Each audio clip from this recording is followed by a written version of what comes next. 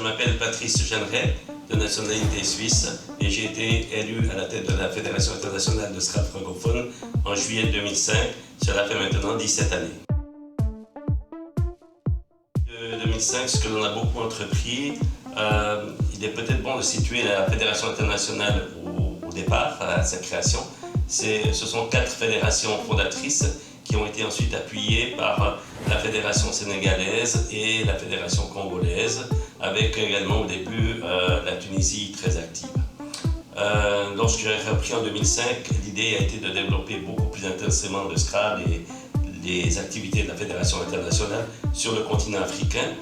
Nous avons commencé avec mon équipe à travailler par la mise sur pied d'un rallye démo qui a parcouru une douzaine de pays africains pour effectivement mettre en place des structures de développement de ces associations et fédérations, les faire reconnaître par leur ministère de tutelle, ce qui a donné effectivement quelques résultats très intéressants dont nous bénéficions à ce jour, puisque on va dire qu'on bénéficie maintenant d'un effet exponentiel grâce à l'investissement de différents dirigeants africains.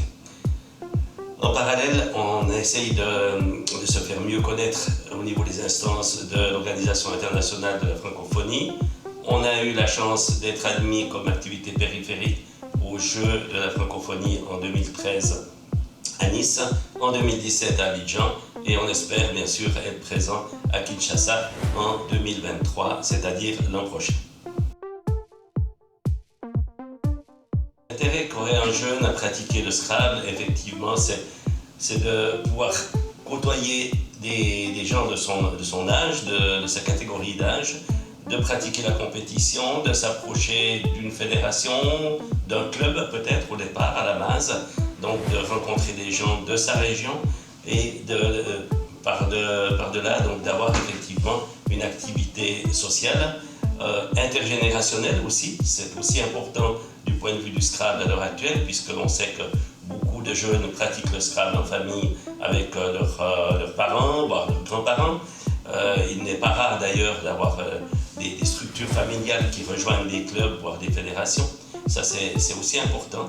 Et dès le moment où on parle de compétition, c'est clair qu'on a un intérêt supplémentaire, puisque le but est quand même la recherche d'une performance.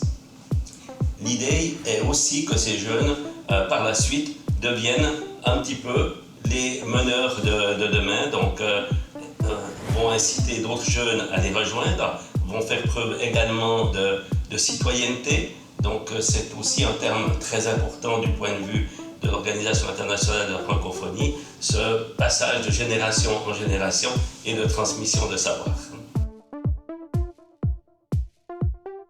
La Fédération internationale dans la pratique de la langue française est effectivement important, puisqu'on a recherché à retranscrire par le biais du dictionnaire un dictionnaire beaucoup plus ouvert que ne sont les dictionnaires traditionnels.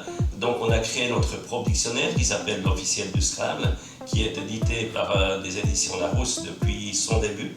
On va l'année prochaine publier la 9e édition. On a une édition environ tous les 4 ans avec une mise à jour. L'idée étant effectivement de représenter les différents parlers francophones sur les différents continents, même dans les différentes régions. On va retrouver donc des régionalismes français, on va retrouver des helvétismes, des belgicismes, on va retrouver des africanismes, on va retrouver des québécismes, c'est-à-dire qu'on élargit vraiment la langue française dans sa plus grande expansion possible, de façon à pouvoir la pratiquer dans son entière richesse et diversité.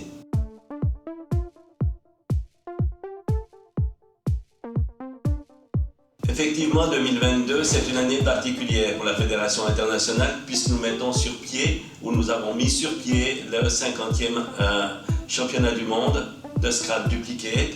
Et dans le cadre des championnats du monde, qui depuis se sont largement étoffés, on regroupe des centaines de participants venant d'environ une vingtaine de pays différents.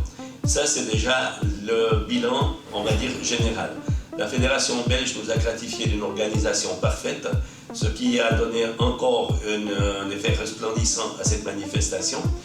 Et finalement, si on se retourne, si on regarde dans le rétroviseur, on va profiter de saluer la personne qui a mis en place les structures du Scrabble dit duplicate, du Scrabble de compétition, c'est-à-dire M. Hippolyte Wouters, que nous avons eu également la chance d'accueillir à l'occasion de la cérémonie de clôture.